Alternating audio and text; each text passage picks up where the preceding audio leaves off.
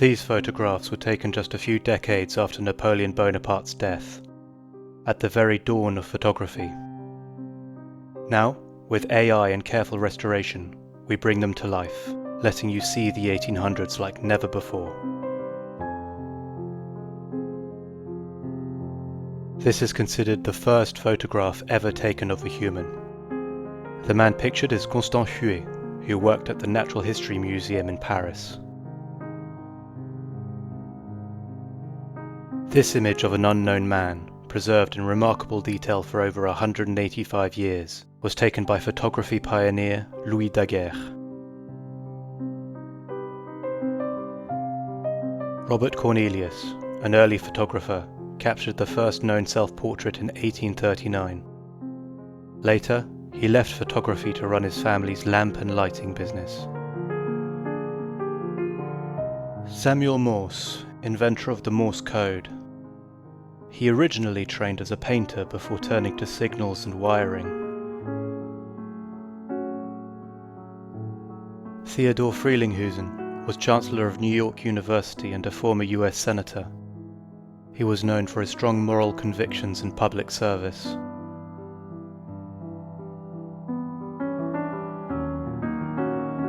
Giraud de Pranguet was a pioneer of photography and even took his camera to the Middle East in the 1840s.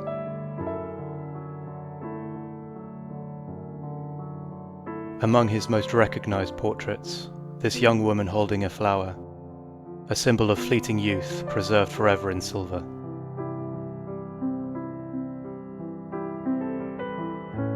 Dorothy Draper is believed to be the first woman ever captured on camera. She was photographed by her brother, William Draper, a scientist and early photography pioneer. This group photo includes Constance Mozart, widow of the composer, seated front left in black. At the time, she had been widowed for 39 years. This is one of the earliest portraits taken with Paris as a backdrop, showing Philibert Pompey, captured on the 23rd of June at 1 o'clock precisely.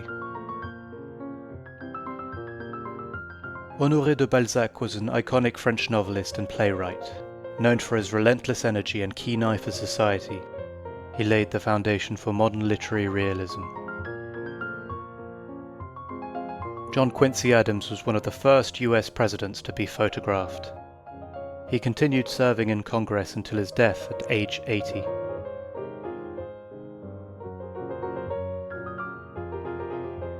Louis-Philippe I was the last king of France.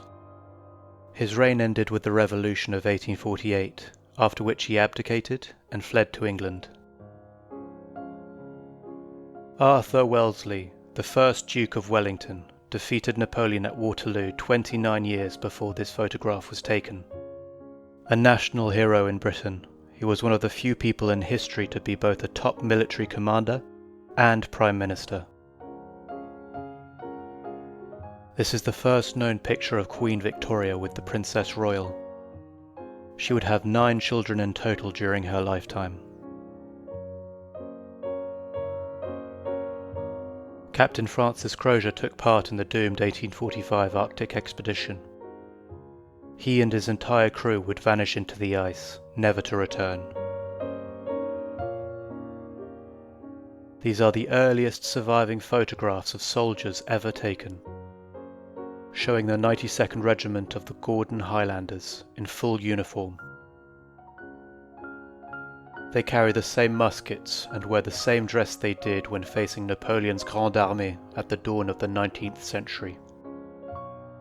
Originally commissioned as references for painted portraits, these images now offer us a rare moment, frozen in time.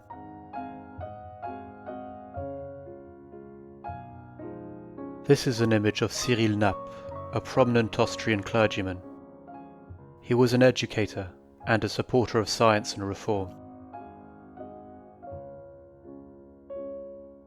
Aeneas Munson was a veteran of the American Revolutionary War.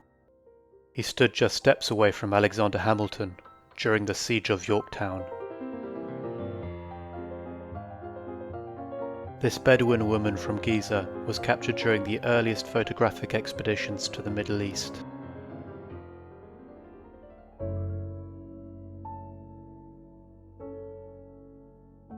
This woman, calmly seated and smoking a hookah, offers a rare glimpse into everyday leisure in 19th century Egypt.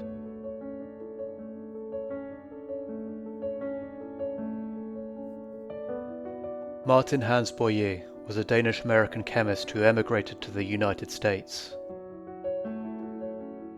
He became an expert in photochemistry and chemical imaging. Louis Daguerre was a pioneering photographer and invented the Daguerreotype, the first widely used photographic process. He began his career as a painter and designer before turning to science.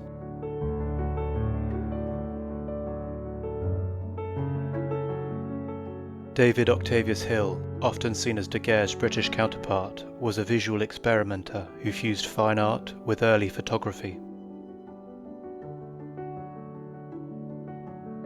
One of Hill's famous works, this portrait of the aristocratic Mrs. Binney, showcases her poised elegance.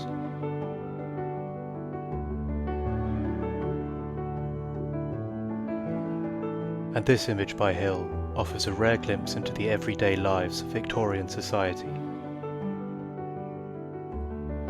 This is one of Hill's more playfully staged images. This scene is known as the morning after.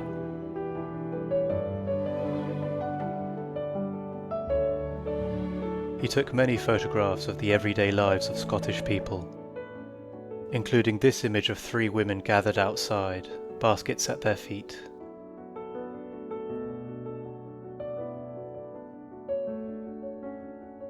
Thomas Duncan was a renowned Scottish painter, known for his vivid historical scenes.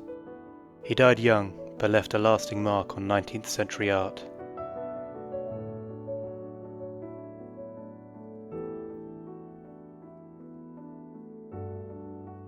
Dressed in bold stripes and high-waisted trousers, this player reflects the sharp, athletic style of early Victorian leisure wear.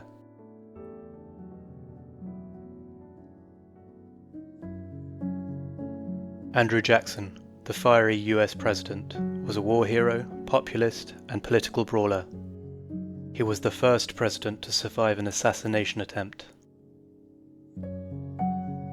Zachary Taylor was a soldier turned US president, elected with no prior political experience. He died just 16 months into his term. This image from the Mexican-American War shows George Henry Gordon. He later became a Union general in the Civil War, commanding troops at Antietam and Gettysburg.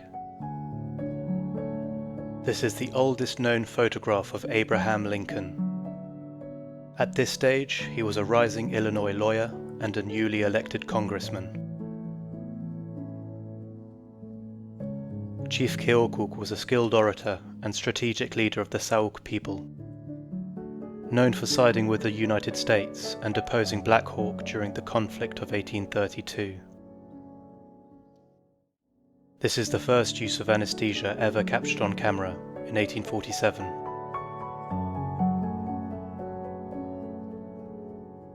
Frédéric Chopin was a master of romantic piano music, known for his poetic style and haunting melodies. In person, he was quiet, refined, and intensely private. Jean-François Claudet was an early photographer and a keen chess player. In this 1840s image, he poses mid-game, capturing a moment of quiet strategy. This is a rare early photograph showing a woman reading to a girl, a tender moment suspended in history.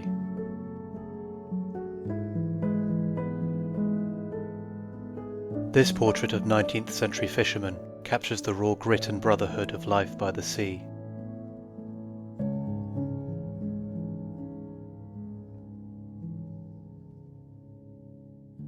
A striking early example of photographic self-promotion.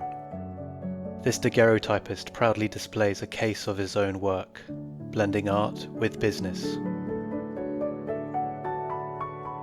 Edgar Allan Poe was a master of the macabre, an author both brilliant and troubled.